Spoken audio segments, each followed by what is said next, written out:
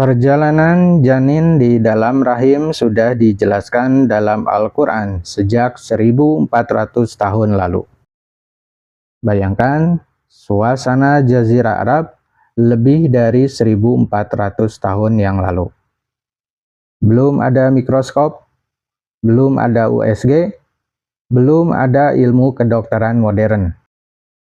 Manusia bahkan belum benar-benar paham bagaimana bayi bisa berkembang dalam rahim seorang ibu. Tapi, di tengah dunia yang masih sederhana itu, Al-Quran turun membawa penjelasan yang membuat banyak orang kagum sampai hari ini, yaitu penjelasan tentang bagaimana manusia diciptakan di dalam rahim seorang ibu yang bisa kita lihat dan baca pada Quran Surah Al-Mu'minun ayat 13-14, Quran Surah Al-Hajj ayat 5, Quran Surah Al-Ghafir ayat 67, Quran Surah Al-Ahqaf ayat 15, dan Quran Surah Luqman ayat 14. Dalam Islam, kehidupan manusia dimulai dari sesuatu yang sangat kecil. Al-Quran menyebutnya sebagai nutfah, yang artinya setetes cairan. Dari sesuatu yang tampak tidak berarti itu, Allah mulai penciptaan manusia. Dan menariknya, di zaman Nabi Muhammad SAW, manusia belum punya teknologi untuk melihat proses ini. Tidak ada kamera medis dan tidak ada laboratorium modern. Tapi, Al-Quran menggambarkan tahapan perkembangan janin dengan istilah-istilah yang masih terus dipelajari oleh para ulama dan para ahli medis sampai sekarang. Setelah tahap nutfah, Al-Quran menyebut fase berikutnya sebagai alaqah.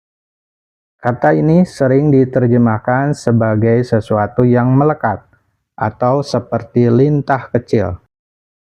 Kalau dipikir-pikir, janin memang mulai menempel pada dinding rahim untuk mendapatkan nutrisi dari ibunya. Dan bentuk awal yang disebut embrio ini pada tahap tertentu memang disebut memiliki kemiripan dengan lintah kecil oleh beberapa peneliti modern. Bagi banyak muslim, hal ini dianggap sebagai salah satu tanda kebesaran Allah dalam Al-Quran. Lalu, Al-Quran menjelaskan tahap berikutnya, yaitu mudghah, yang artinya kurang lebih seperti sesuatu yang tampak mirip benda yang telah dikunyah. Pada fase ini, bentuk embrio mulai berkembang dengan lekukan-lekukan kecil yang menyerupai bekas gigitan. Dan lagi-lagi, penjelasan ini muncul berabad-abad sebelum ilmu embriologi modern berkembang. Setelah itu, Al-Quran menjelaskan proses pembentukan tulang dan daging. Sedikit demi sedikit, struktur tubuh mulai terbentuk. Organ berkembang, dan kehidupan terus tumbuh di dalam rahim. Semuanya berlangsung dalam kegelapan yang tidak bisa dilihat oleh manusia zaman dahulu. Al-Quran bahkan menyebut manusia diciptakan dalam 3 lapis kegelapan, yang oleh sebagian ulama dan peneliti dikaitkan dengan lapisan cairan sekeliling janin, lapisan dalam rahim, dan lapisan tubuh ibunya. Dalam tradisi Islam, ada satu momen penting dalam perkembangan janin, yaitu ketika ruh ditiupkan.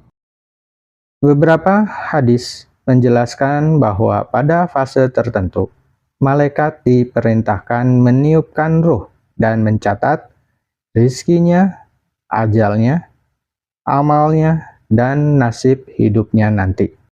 Di titik inilah kehidupan manusia bukan hanya sekedar biologis, tapi juga spiritual. Berabad-abad setelah Al-Quran diturunkan, ilmu kedokteran berkembang sangat pesat. Para ilmuwan mulai meneliti perkembangan embrio dengan teknologi modern. Salah satu nama yang sering disebut dalam pembahasan ini adalah Dr. Keith L. Moore, yaitu seorang ahli embriologi terkenal dari Kanada yang pernah mempelajari ayat-ayat suci Al-Quran tentang perkembangan janin pada tahun 1980 di Universitas King Abdul Aziz, Jeddah, Arab Saudi. Berikut adalah pernyataan dari Dr. Keith L. Moore setelah mempelajarinya. Selama 3 tahun terakhir, saya telah bekerja dengan Komite Embriologi Universitas King Abdul Aziz di Jeddah, Arab Saudi, membantu mereka menafsirkan kembali banyak pernyataan dalam Al-Quran, Sunnah, Kabalah, dan Talmud yang mengacu pada reproduksi manusia dan perkembangan pralahir.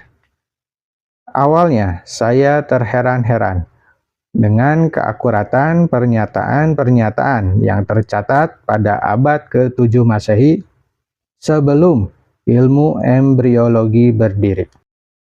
Penelitiannya tersebut memicu diskusi besar tentang hubungan antara sains modern dan penjelasan Al-Quran.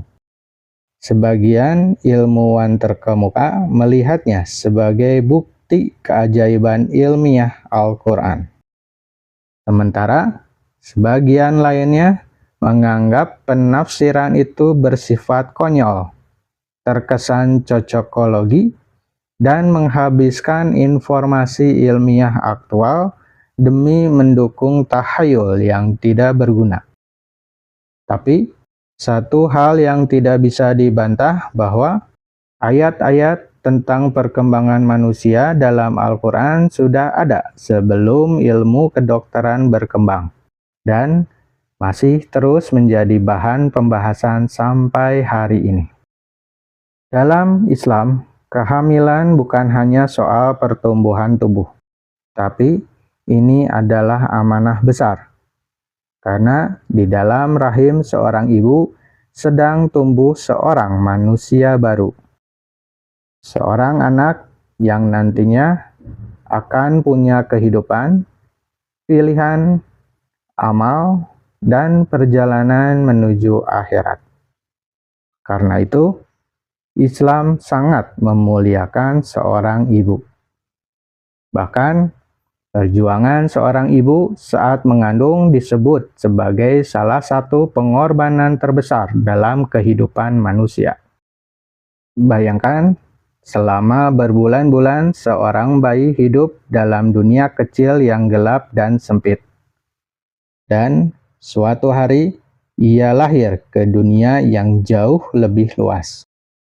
Dan menariknya, beberapa ulama menggambarkan kehidupan dunia seperti itu juga, bahwa dunia ini hanyalah rahim sementara sebelum manusia lahir menuju kehidupan akhirat yang lebih besar.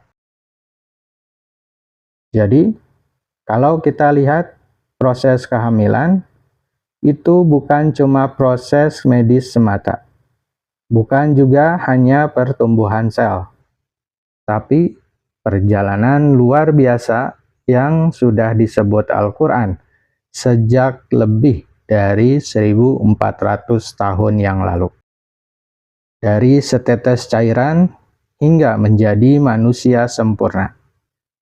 Dan mungkin keajaiban terbesar bukan hanya bagaimana manusia diciptakan, tapi bagaimana manusia sering lupa siapa yang menciptakannya.